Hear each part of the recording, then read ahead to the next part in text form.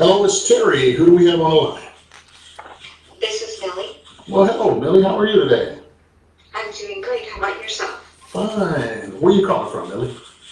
I'm in Florida, Man. in the western area.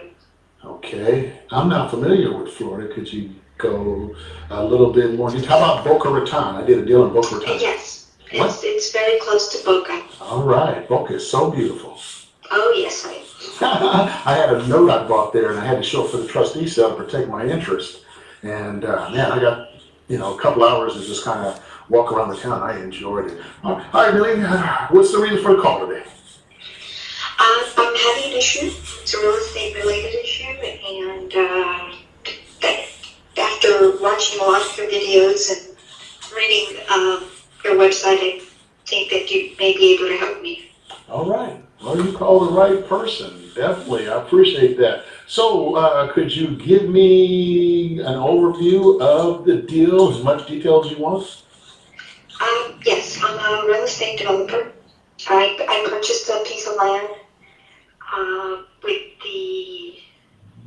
I got construction financing with the bank. They were private hard money lenders, and they drained the money slowly to me for the project. In essence, they just dragged it out. They didn't disperse the money the way that they were supposed to, and that what usually takes me 5 months to complete took me 18 months with them. Oh, wow.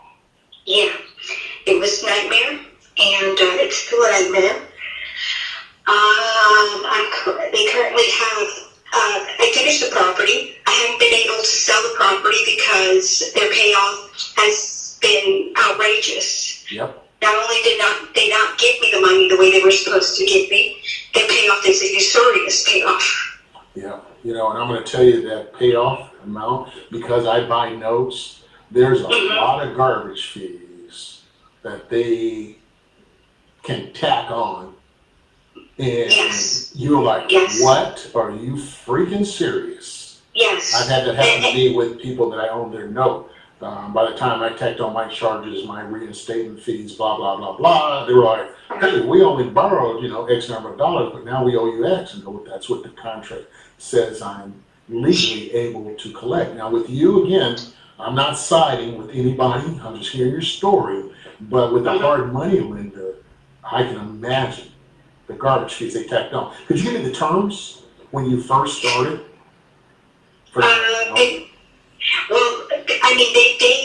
I was paying for the full amount of the money as if they would have given me the money from the beginning. And they were hostile to release. And since they had the money, the leverage was all on their side. So I had to play nice. Okay. Now, could you give me the terms? What did you borrow? What was the payments? What was the prepayment penalty? What was the fees? It was $215,000. $215,000. What you borrow?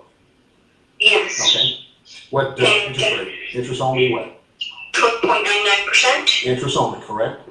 Yes, sir. How many points? And it would balloon. I think it was 8 points. Yes, I'm sorry, it was 8 points, and it would balloon in a year. Okay. All At doing $250,000. payable. It was all doing payable in a year, right? Yes, and $250,000. Was there a prepayment penalty on that? No, there was no prepayment on it. So you could have paid it off early. If everything could have worked out, they would have charged you anything extra. Correct, but they were charging me interest for the entire money. They were charging me interest for the entire $215,000 from the start. For the whole year. For the whole year, I was paying $2,600 and change for the loan. That is a prepayment penalty per se, because if you would have paid it off, you still would have owed the 12 months. If you'd have paid it off in 5 months, 6 months, you still had to pay them that interest for those 12 months. Yes, yes, you're correct. Okay, all right, good. I'm just following along here now. So, continue on. So, yeah, they suck. They didn't give me the money the way they were supposed to give it to me. They played a lot of games. They stopped my project for 4 months. They left me high and dry and drained for 4 entire months. And they wouldn't answer my calls, return my emails. They hid behind their attorneys. they were not walking nightmare. Well, I'm going to tell you right now, Millie, you have a contract, and have you pursued getting a lawyer? I had a lawyer, and he wanted to go after them legally, and I mean the interest charge alone, it was usurious interest of 102%. Yep. So he wants to really go after them. Right. But I'll tell you what scares me to death out of all of this. Okay. We were in court, and the first thing the judge says when my attorney showed him the usurious interest rate and all of this, the judge says, "I don't care what this paper says. She's not getting a free house." Okay, all right, that makes a little sense. I mean, again, depending on what, was said, I mean, I ain't got nothing with that. Let's go ahead and continue. I don't trust these courts or going through that process. Yeah. I mean, it's ridiculous. Let me help you. Uh-huh. If you don't go through the court process, nothing matters what you're saying. They are not, you have no recourse. So there's nothing else you can do. You can't sue them, and it's going to cost you money to get a lawyer. But if you win, now let's look at this. Let me go back. Now we're going to go back to the lawyer, but I'm going to go back. You borrowed $215. When you finally paid them off after they did all this stuff, they did you wrong. What did you cut a check out for? I haven't paid them off. You haven't. No, I still owe them. I still owe all of the money. They haven't let me close on the house. Yeah, hold on. We haven't reached an agreement yet. Hold on one second, okay.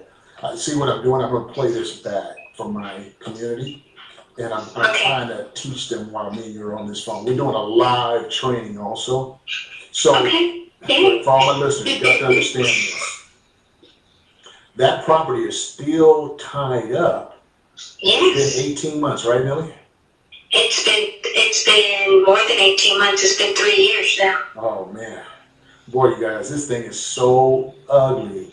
It's like riding around in a taxi, and you're just telling the taxi, "Hey, we're just gonna sightsee, and you're gonna keep driving and driving and driving and driving." And if you look at the meter when you first started, and then you look at the meter and you're still just riding around, that meter is still ticking. So what that means is Millie is still on the clock and still paying, even though she hasn't went to court and she doesn't want to go to court. That is going to keep ticking and ticking and ticking, and somewhere along the line, I'm amazed they haven't took and foreclosed on the property. And Millie's hold on, Millie. Yes, sir. Hang tight. Our Millie's got to come up with an amount of money to pay them off. So this could get so ugly, and you guys are getting to hear Millie's first-hand account of what's going on. So Millie, I know I held you up. Your turn. Go. Millie, have they offered you a buyout, a settlement amount? No. Okay, see, so what they get to do, Millie, they get to drag this. See, every day that you don't come to some resolution, I know they're charging interest for it. It's costing you dearly. Now, why come they haven't foreclosed? Well, I'm in foreclosure. Okay. I'm in foreclosure, but it's like I told the judge, I'm not looking. I'm looking for a payoff, and I can't be forced to pay something that's usurious. Yeah, but here's the thing: if they send you a payoff statement and it says, Millie, it's $300,000 to pay it off, and your year has gone by, if you haven't paid or if you haven't taken them to court, your clock is still ticking. So now you're so deep into this thing that it's hard to determine what you should do. If you go to court, you're losing money. You're bleeding money every day. Yeah. So to go to court is an expense that's on top of the payoff. So you need a Perry Mason lawyer that can go in there, work this judge and say, look, it's the fault of this hard money lender, and in order for Millie to come out whole, Millie should only have to pay what was due at the end of the year and all the charges. That is what she should legally be paid to be done with this company. Else, Millie loses everything. She loses everything she invested. She loses all her money. She loses the money she's paying in lawyer's fees, and she will never, ever, ever, ever be able to get out of this thing. So come on, judge, do the right thing, make a decision. But if you don't get a judge involved, it just goes on and on and on. Millie, I'm almost, quite frankly, to say you probably should just give them the house and hope that it goes away. But I think you're going to have tax issues also. The tax issues are going to be, hey, the hard money lender said that, you borrowed the money, you did the development, and you didn't pay, and you owe us $400,000. The IRS might consider that income. The only way you know is talk to a professional tax person. So if I can help you with anything, that's a piece of advice for help. If you ain't got the money, you got the money. But now if you got money in your account and you got assets, do you own any other real estate? No, sir. Okay, that's kind of a good thing. Because if it was, this has had me tied up. Yeah, if you had any other real estate, this is a teaching moment for all my real estate students. Right now, Millie's going to be involved in a lawsuit. And if Millie loses, and let's say Millie owes this hard money lender $300,000. I'm just picking $300,000 Sky Blue. I don't know the details. But if Millie owns other real estate and it's all in Millie's name, that lawsuit gets attached to all the real estate that Millie owns. So any of you out there, if you own real estate right now, it should not be in your name. You should have it in a trust like Uncle Terry's been telling you guys. Put the property into a trust, because if Millie owns 10 other pieces of real estate, that $300,000 will attach to each property, and it will not be able to be sold until Millie pays that $300,000. All right, Millie, let's keep it going. What are you gonna do with this mess you're in? Well, I was hoping that perhaps you could help me approach this lender and see if you can structure to buy the note from them. Oh, in some way. Where'd you learn that at? Buying a note. Oh my gosh. The property is rented. It is rent rolling. Hey, Billy, where did you learn about buying a note? Through you, sir. My videos? You watch my videos? Yes, sir. Okay, a lot of people do that too. I appreciate that, Millie. And you're so nice with that, sir. I used to be in martial arts, and we used to sir, and I think it's just the niceness of the South. I can hear that word sir, and I'm like, man, just call me. Taekwondo here myself. You did Taekwondo? Yes, sir. All right. What degree did you work up to? Brown belt. All right. Yeah. Excellent. What, do you remember your forms you do? Do you remember the names?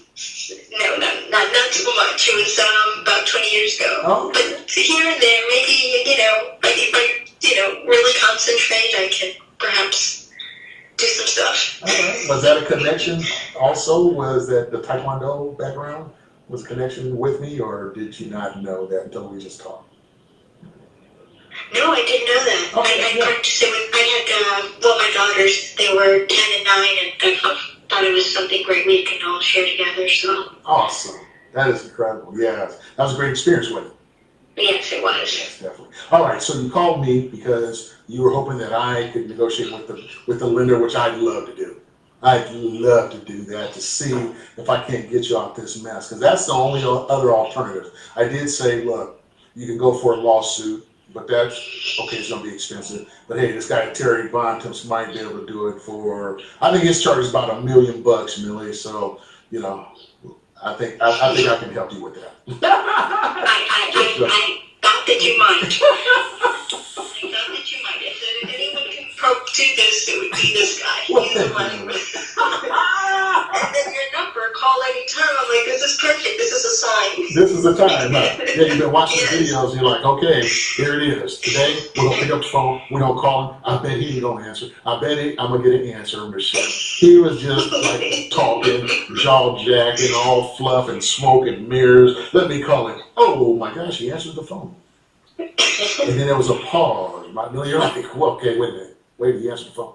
I thought it was going to be an answer machine. What do I do now? Okay, let's go talk to him. All right, Millie. So, do you know how much you owe right now? If they said, hey, they send you some papers, Millie, you owe us $1 million. Have you seen anything lately about what you owe?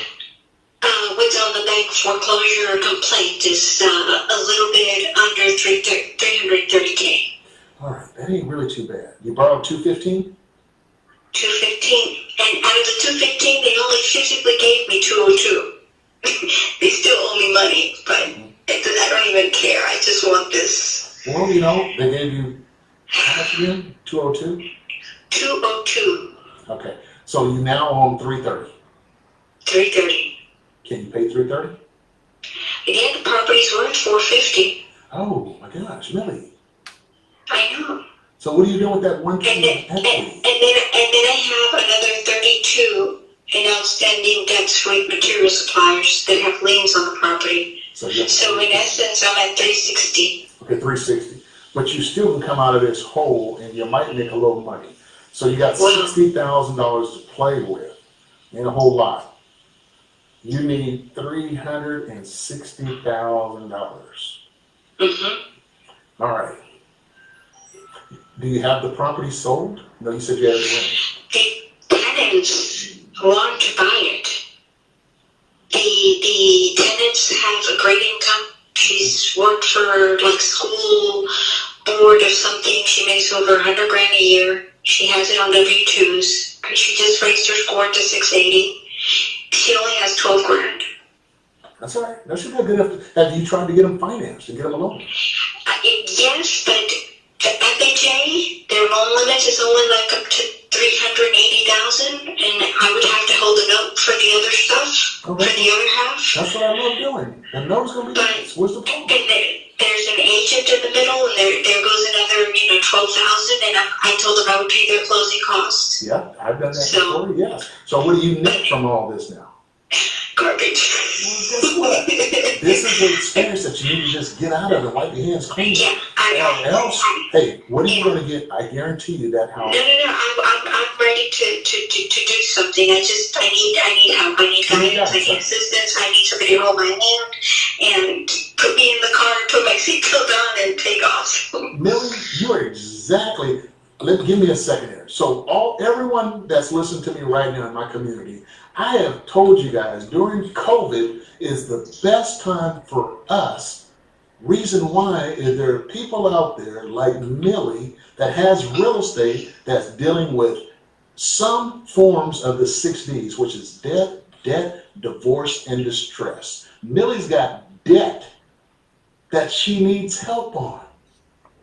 She called me because I put a word out, a message, a video that says, hey, look, call me. I answer my phone 24/7, 365, even on Christmas, New Year's, and holidays, and my birthday. I will answer my phone. So what happened, you guys? Because I put that out there, Millie took me up on my offer. She says, Terry, I need help. I got a problem. I need you to guide me through this since you've been in real estate forever and you put your phone number out there. I'm going to call you. That's what's happening in COVID, you guys.